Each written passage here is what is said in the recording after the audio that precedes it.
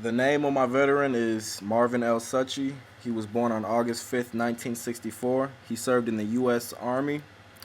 He achieved the rank of E9, which is a command sergeant major. Um, it is May 6, 2009, and we are here in San Antonio, Texas. My name is Jonathan Suchy, and Marvin Suchy is my father. And the interview is being conducted for the Veterans History Project at the Library of Congress. So, Mr. Suchy, where and when were you born? I was born in Detroit, Michigan, August 5th, 1964. Okay, and as far as your family details, what was your parents' occupation? My father was a truck driver in Detroit, Michigan, and my mother was a stay-home mom of six children, myself and five siblings. Okay. Um, and how many brothers and how many sisters? I have two brothers, correction, three brothers and two sisters.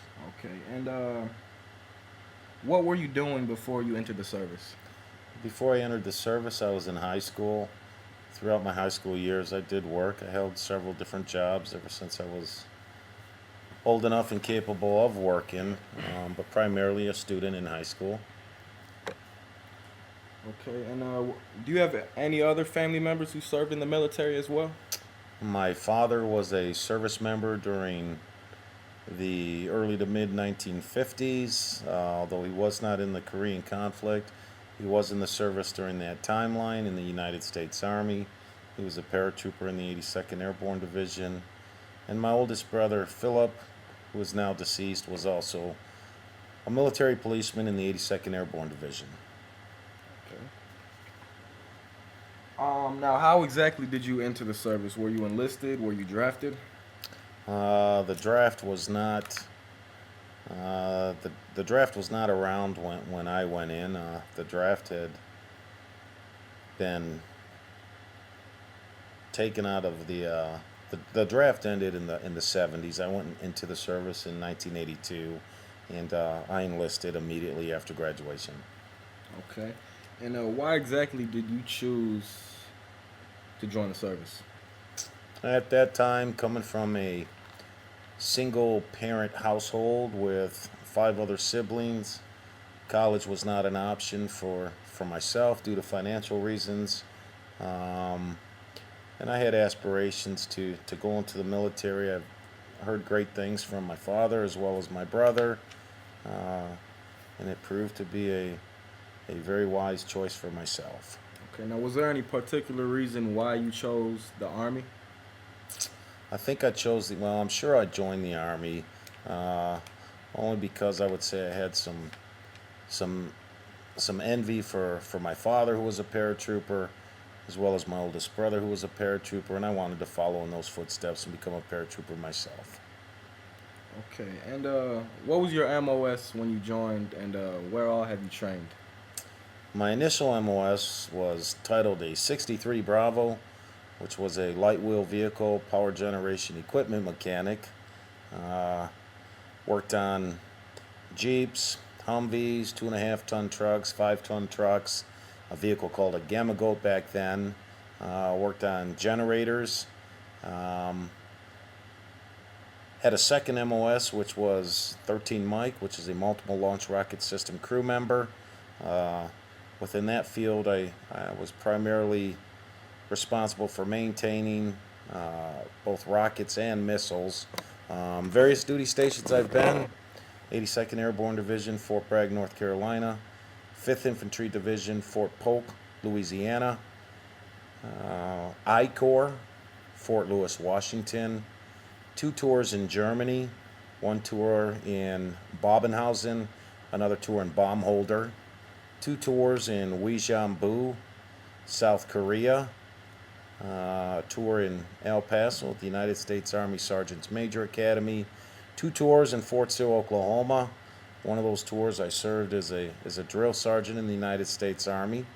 And my final tour of duty was in the 172nd Stryker Brigade in Fairbanks, Alaska. And that was my last duty assignment before I retired with 21 years, 3 months, and 3 days. Okay, sir.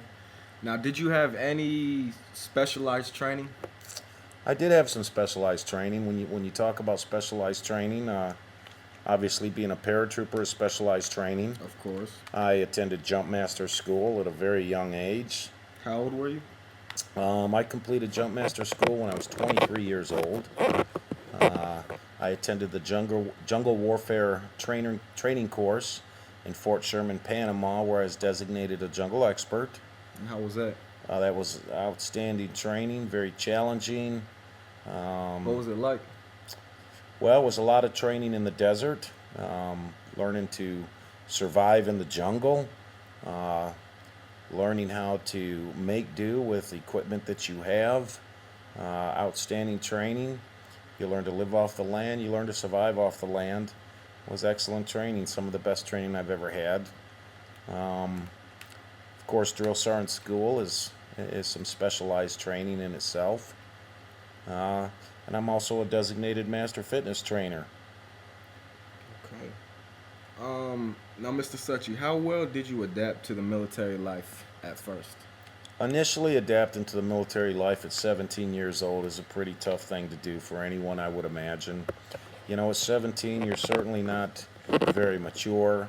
Uh, However, you are mature enough to leave your family and be on your own and adapt to change and learn the leadership skills that one needs to be a better person. But it was challenging when you're used to living at home with mom and dad, and all of a sudden you get on a bus or a plane and you travel to another state and you're under a dictator style, should I say, of leadership. You know, it's very stressful and it's very hard. But I think these are the very things that absolutely made me a better person. Okay. Now, where all have you served? Once again, Starting from the earliest to the recent, as far as combat campaigns. okay. Um, my initial training was at Fort Jackson, South Carolina. That's where I attended basic combat training. Um, also attended my 63 Bravo. Again, that was my vehicle mechanic training at Fort Jackson, South Carolina. Completed advanced individual training as a mechanic. Went to Fort Benning, Georgia. That's where I learned how to jump out of airplanes. Uh, Completed jump school and spent the remainder of my career in the 82nd Airborne Division. I was with 3rd Brigade, 2nd Battalion, 505th Infantry, 82nd Airborne Division. Did my jungle training in Fort Sherman, Panama. Did some cold weather and extensive cold weather training in both Fort McCoy, Wisconsin, and Fort Drum, New York. Separated from the military in '86. If I could go back in October of 1983, that was where I was deployed my very first time. I was 18 years old, deployed to a small Caribbean island in the West Indies, Grenada. And how Our- was that? How was that like being in Grenada? Again, at 18 years old, you know, and you're going to combat, and you know, certainly was no Vietnam, but people did get killed there. Bullets were flying. People got injured, so it was certainly scary. But at 18, I trusted my sergeants. I trusted my officers. I believed in the skills that they taught me, and I dealt with it rather well. Now, how exactly did you get to Grenada? Did you hop on a C-37 or? I recall, it was actually, to my recollection, it was a Saturday night, and I was a young private first class, and I was getting ready to go out. Quite honestly, with a couple of my buds, we were going to go out to one of the local sports bars and have a drink. And I was walking outside of the billets. There was a young private first class on the porch, and he was holding a loaded shotgun, and he told me to return to my room, and I swiftly did so. And you know, I recall looking out my window, and there was another company first sergeant downstairs. He had his company assembled, and he was talking about this operation called Urgent Fury, which was, you know, the Grenada invasion. And then the following morning, you know, our company had a formation, and shortly thereafter, I also deployed to the island. Now, what did the people of Grenada think of the soldiers or the military or? The people of Grenada were very happy that we were there. Um, what had happened is the Cubans had invaded the island of Grenada, and at that time we had uh, college students attending various medical universities in on the island, and our mission really was to evacuate the medical students and restore order and discipline on the island, which we did. Eventually, the Cubans retreated, went back to the island of Cuba, and we successfully evacuated the American medical college students. Now, did you actually witness any action? I did witness some action. I wouldn't call well. I guess you could call it direct action. It was nothing like close hand-to-hand combat, nothing like that. But what I witnessed was gunfire, nighttime gunfire. Okay. We could not see exactly who was firing at us in the hours of darkness, but we certainly could see the flash coming out of the muzzle from the rifle of whoever was pulling the trigger, and we returned fire accordingly. And I don't know what the end result is. If we hit them, I don't know. That was for other intelligence people to seek that information out. So I don't know Okay. how much damage was caused as a result of us returning fire. Now, did you have any other duties away from the front line? Pulled a lot of guard duty. And what was that like, guard duty? Guard duty is basically protecting the perimeter of the battalion that we were in. Made a lot of contact with the local nationals on the island. Spoke to them in an attempt to gather information about, any information which they may have about the Cubans on the island. But mainly lots of guard duty, lots of patrols. Okay. And what were you actually feeling when you were in Grenada? Like what kind of emotions were going through your head? Lots of anxieties. I can still recall we always knew we were going to the island of Grenada, but I did not actually know that I was on the island of Grenada until I was actually there. And I say that because we were told we were going to Barbados first. So we got off the plane, and I was thinking we were in Barbados or Trinidad.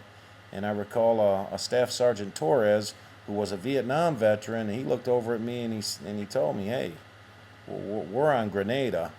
So the intelligence aspects were not real good. The information flow was not real great. I still recall the maps, the map of Grenada. Typically, you'll get a topographical map, which is very depictive of the terrain. But what our higher headquarters passed out was a map as if you were actually vacationing there or on visit. It was a tourism map. Okay. So, Now, Mr. Suchi, did you actually witness any casualties in Grenada? I did witness some casualties. I did see some people get hurt. I did see some people get killed. And what exactly was going through your mind when you saw someone get killed? Just encountered death so quick. Well, I didn't actually see them get killed. I seen deceased bodies after the fact, and certainly those are not emotions that anybody likes to deal with. Okay. Now, Mr. Suchi, what type of guns did you use during your time in Grenada? We used M16s on several occasions. We found weapon caches of AK-47s, and we also used AK-47s. We used light anti-tank weapons, the law, which is now, I believe, the military is using AT-4s. We had high explosive hand grenades. We had M18A1 Claymore mines. So M60 machine guns. So we had a variety of weapons at our disposal. Okay. And did you form any friendships while you were in Grenada? I absolutely formed friendships in Grenada. One of my good friends today, Joseph Anthony Santapolo. Good buddy of mine, paratrooper buddy of mine. I still talk to him today, 25 years later. But absolutely, some of my best buddies. My best buddies are my military friends that I develop relationships with in the service. That's good. And how did you stay in touch with your family and friends back home while you were in Grenada? Well, back then we didn't have high-tech satellite communications, so it was mainly via the mail system. You typically had about a 2-week turnaround time, letters going in both directions. And now, Mr. Suchi, can you tell me about any other campaigns or wartime experiences that you've encountered? Yeah, I can talk to you a little bit about Albania. That campaign was titled Task Force Hawk. Okay, and where were you initially at before you departed to Albania? At that time, I was stationed in Baumholder, Germany, and this was shortly after the Bosnia campaign and just prior to the Kosovo campaign. Our mission at that time, our senior military leaders, they were trying to figure out, how to tackle the Kosovo campaign. But our mission was to go into Albania with several battalions of Apache helicopters as a contingency plan to possibly go into Yugoslavia, Kosovo, to help rectify the political situations there. That plan of attack with the helicopters never materialized. However, we did go into Kosovo, although not by helicopter, certainly by convoy and vehicles. So I think we were in Albania for approximately 4 or 5 weeks before we deployed into Kosovo. How did it feel like being in a country so different than you're and unfamiliar with? It definitely was a learning experience for me. Kosovo was a very, very beautiful country. When you think of Eastern Europe, you think of a lot of rolling hills, green grass, typical Bavarian-looking houses. But there was also a great amount of hatred in Kosovo. The ethnic Albanians despised the Serbs. The Serbs despised the Albanians. It was hatred. So would you say at the core. So would you say you were there mainly to retain peace among the races, or? We were there to protect the ethnic Albanians, who were mostly fleeing Kosovo, but some chose to stay. But in large part, our mission was to protect the ethnic Albanians. And did you witness any action in Kosovo? No gunfire action. Certainly seen a lot of houses burning. Certainly seen many mass grave sites between the Yugoslav people, the Serbs, and the Albanians. But direct gunfire, no, absolutely not. And did you form any friendships when you were in Albania as well? Absolutely. Some of my best friends were friends that I experienced combat with. Okay. Now, Bosnia, how was that like? Bosnia was very similar to Kosovo. It was a little bit more severe. Did witness a little bit of gunfire. Did witness a little bit more of hostilities in Bosnia. Very similar to Kosovo. And where were you when you were sent out to Bosnia? Were you in Germany as well? I was in Germany as well. I was in Baumholder prior to the deployment to Bosnia. Okay. And what was the purpose of U.S. military involvement in Bosnia? The purpose was to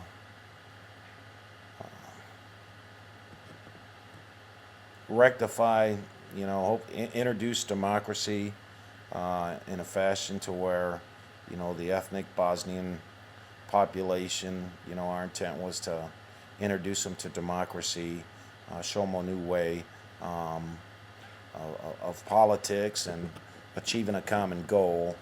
However, it was very, very difficult due to various religious beliefs and political values. Okay. And what kind of duties did you serve in Bosnia, away from the front line, of course? Lots of patrols, lots of uh, mine patrols, searching out mine sites. Um, That's about it. yeah, yeah. And My tour in Bosnia was very, very short. I was only there for about 6 weeks. so would you say it was your shortest tour? Yeah, absolutely. It was. Absolutely. And what was your rank when you were in Bosnia? When I was in Bosnia, I was a sergeant first class. And sorry to bring it back, but what was your rank when you were in Kosovo? In Kosovo, I was a first sergeant. Okay. And to bring it back even more, when you were in Grenada, when the war in Grenada ended, where exactly were you? When it ended, When did that ended? Where were you? I was on the island of Grenada. You were still in Grenada? I was still in Grenada. I believe the location that I was in was Pearls. Pearls. Now, Pearls. is that a city? It is. It's a small town. That's where the Pearls Airport is. That's where the Army Rangers jumped in. Okay. And how did you return home from Grenada? C-130. C-130? C-130. Same way I got there. C-130. And how many people were with you in the plane? C-130 accommodates approximately 55 people. Okay. But there were actually probably 9 planes in the air, staggered formations. Initially, we thought we were going to jump in, but we didn't. We air landed on the Pearls Airport. Okay. And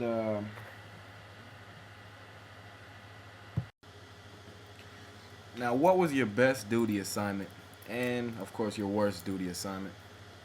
I would say my best duty assignment was when I was a drill sergeant, and I say it was my best duty assignment because I just felt like that was the assignment when I was in the best position to make a positive influence on young people. Incredible amount of work hours, typically a 16, 18-hour work day, 6, sometimes 7 days a week. But the satisfaction that you get when you take a young person who is a civilian, and 8 weeks later you look at their demeanor, you look at their attitude on life, you look at their positive approach to getting things done, and just a very positive demeanor, the satisfaction of parents coming up to you and saying, how the heck did you do this to their son or daughter in 8 weeks when they've been trying to accomplish and certain things in a period of 16, 17, 18 years. Those parents are just amazed at what we accomplished in a period of 8 weeks. An incredible amount of satisfaction and personal gratitude, knowing that you made a difference in the lives of those young people. And I still see some of those young people today, sometimes on a military base, sometimes via an email, and just the fact that I know that they will always remember me as their drill sergeant for the rest of their life, because there's not a soldier out there who does not remember the name of their drill sergeant, not a one. So the personal gratitude was intense. However, after 2 years, taking that round brown drill sergeant hat off was a welcome change. Sometimes that 2 years really felt like 3.5 or 4 years, but no doubt about it, my 2 years as a drill sergeant was the very best 2 years of my career. Now, what would you say was your worst duty? My worst duty assignment was probably 5th Infantry Division, Fort Polk, Louisiana. And why would you say it was your worst duty assignment? Well, it was my worst duty assignment because we had very little free time. You were born there.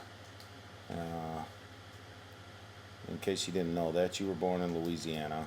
But just very little free time. I love the state. I love the hunting. I love the fishing. Unfortunately, I just wasn't able to do much of that due to a very high operational tempo. But still a good tour. All my duty assignments were fairly good.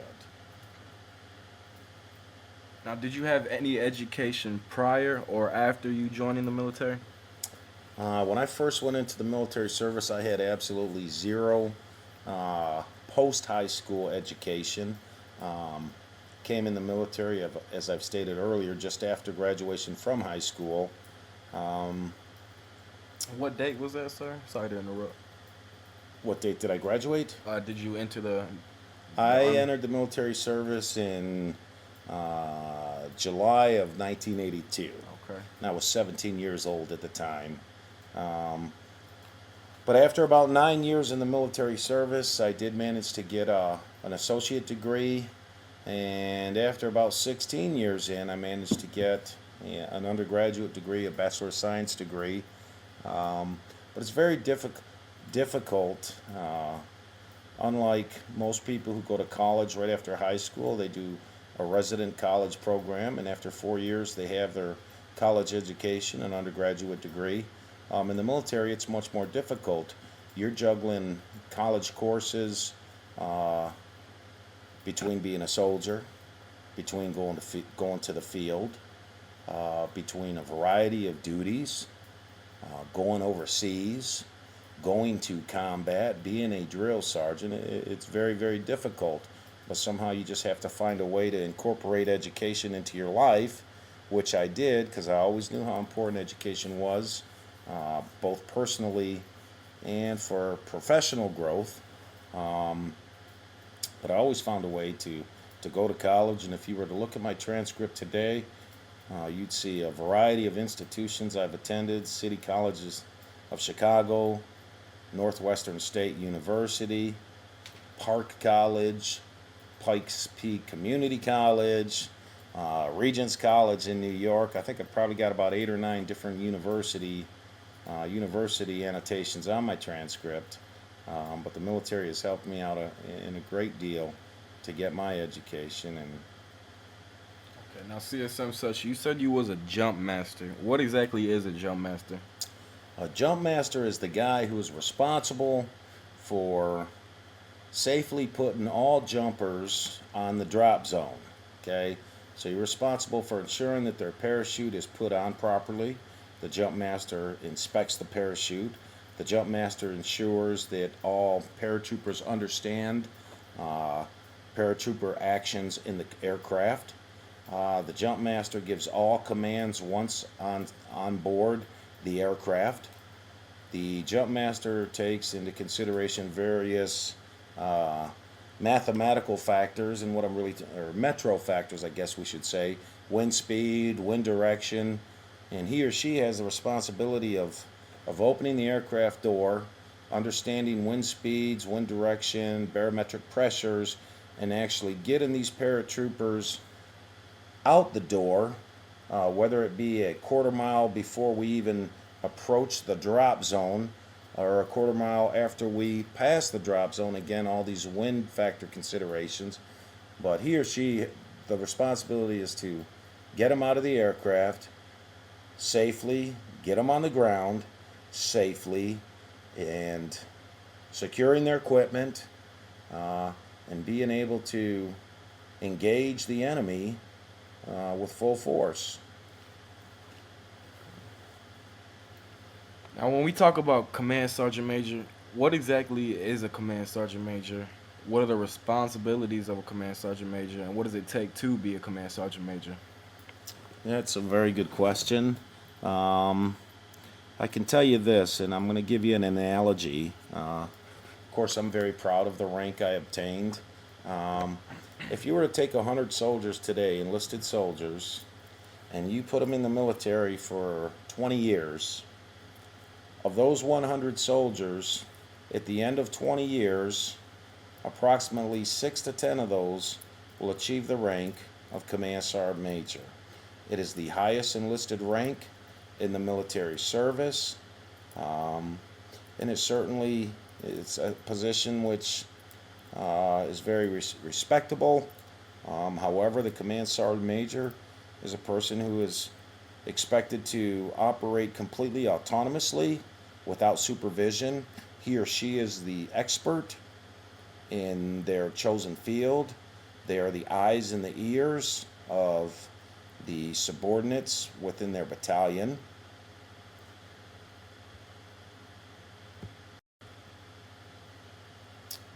The Command Sergeant Major Academy is a 9-month-long course. It's held at the United States Army Sergeants Major Academy in El Paso, Texas. As the Command Sergeant Major, I was responsible for a little over 400 soldiers. I was responsible for their health, welfare, safety, training, primarily training, to ensure that my soldiers were properly trained, ready to go to war at any minute, and absolutely the highlight of my career.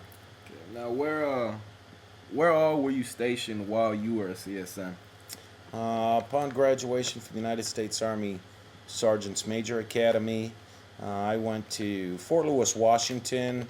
I was the I Corps Fire Support Sergeant Major, and basically my job was to advise the Commanding General on field artillery fire support for the Corps should we go to war. Stayed at Fort Lewis for approximately 10 months. At that time, a Command Sergeant Major position became available. That position was at Fort Wainwright, Alaska. After 10 months, I packed my bags from Fort Lewis, traveled to Fort Wainwright, Alaska, and it was there where I was the Battalion Command Sergeant Major for the 4th Battalion, 11th Field Artillery, on-time battalion. Now, you said you traveled to Alaska. Did you fly or did you drive? Or? I actually drove my civilian vehicle from Fort Lewis, Washington to Fort Wainwright, Alaska. And how was that like? Oh, it was a great experience. You're driving through British Columbia, the greater Yukon, a lot of scenery, bears, deer, mule, pigs, goats, eagles. Just a great experience. It was a beautiful experience in regards to scenery. Now, CSM Such, you said, I'm sorry about it. How old were you and what was your rank when you had became married? And where were you? I'm sorry about that. I was actually in Seoul, Korea. I was stationed in a small city, Uijeonbu. That's where I met my wife, Mi Kyung. I call her Mickey, but her name was Mi Kyung. And you said you were how old at the time? I was 23 at the time 23. when I got married, and she was 27. Now, did becoming married kind of put a strain on your career, or was it more of a benefit? Or For me, it was an absolute benefit. There was no strain about it at all. My wife was the wife whose primary concern was her husband's career. She was totally supportive in all aspects of the military, and she was a devoted mother who loved you more than life itself. She was never selfish. My career and you, son, were always a top priority. You're a lucky kid. now, did your wife have any involvement in the military as far as participating in any? She absolutely did. She was an advocate member of the battalion family support group. We would have functions, and she would make food. She was a participant in family activities. She simply was all about success of her husband and her son. And very, very seldom, never did she put herself first. It was always her husband and her son. I was a very fortunate man, and I loved your mother very much. Okay. Now, Sergeant Major, if I You, could you ask you, can call me Dad, son. okay, Dad, if I could ask you, what was the scariest time during your whole career, and describe it? My The most. scariest time in my whole career was in Albania. We were sitting on a hill. I believe we had an infantry company up there, a small engineer company, and a company of ML. Now, I don't even think we had the multiple launch rocket system. We had some M60 machine guns. We had some Mark 19 grenade launchers. Uh, but when I speak of all that, it's really relatively small because we were sitting on top of a hill and we kept getting intelligence reports that the Serbs were going to attack our position. And as I looked at what we had versus what we thought were coming at us, it was absolutely a very scary moment for us. Fortunately, nothing materialized, and everything turned out okay. Uh, but that was a scary moment for me. It was also real scary for me going to Kosovo. Um, and I say that because it was scary because I was leaving you and your mom behind. I didn't know if I was going to see you both again. So, although we were under no direct fire, um, I was still scared that I would never see you and your mother again. Now, you said you were in Korea as far as dealing with rockets. What exactly were you doing?